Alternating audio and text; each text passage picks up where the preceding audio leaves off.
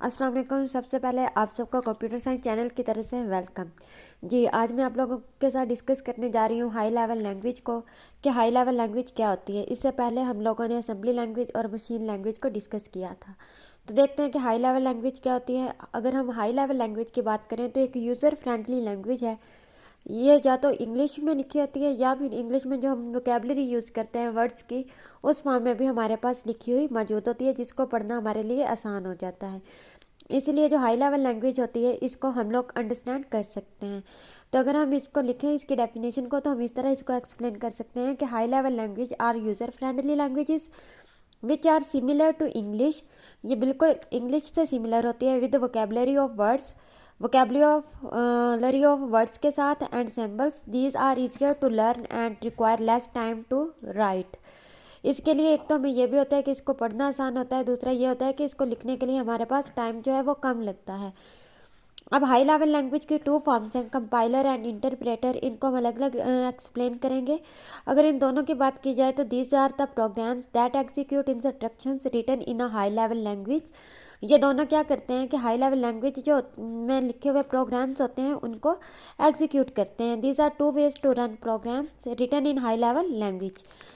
अब देखते हैं हमारे पास कंपाइलर क्या होता है। मुझे कंपाइलर जो होता है ये हमारे पूरे के पूरे प्रोग्राम्स को जो होता है हाई लेवल लैंग्वेज से लो लेवल लैंग्वेज में कंपाइल करता है, यानी कि ट्रांसलेट करता है।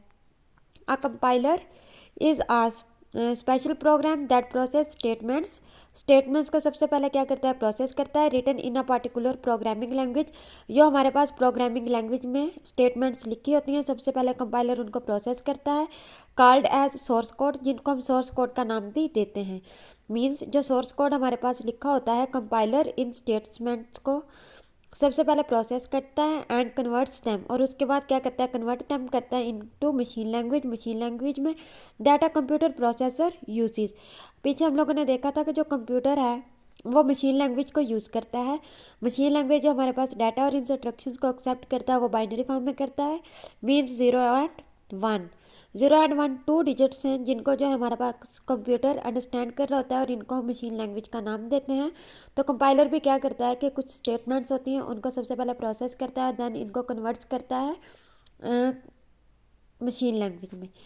Compiler translates high level language program से directly into machine language program. अब कंपाइलर का सबसे बड़ा फ़ायदा ये है कि ये डायरेक्टली जो है डाटा को या फिर प्रोग्राम्स को मशीन लैंग्वेज में कन्वर्ट कर देता है। This process is called compiler.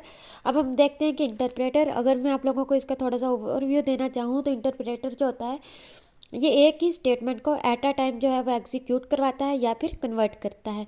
Compiler पूरे के पूरे प्रोग्राम को एग्जीक्यूट करवाता है और इंटरप्रेटर जस्ट एक इंस्ट्रक्शन को या एक स्टेटमेंट का नाम दे ली उसे, उसी को सिर्फ एट अ टाइम इंटरप्रेट करवाता है, यानी कि ट्रांसलेट करता है या फिर कन्वर्ट करता है। An interpreter translates high level instructions into an intermediate form। Intermediate form में इसको सबसे पहले क्या करेगा, कन्वर्ट करेगा, विच इट देन एग्जीक्यूट्स। उसके बाद इसको क्या करता है, एग्जीक्यूट करता है। An interpreter is a computer program that directly execute instructions written in a programming language.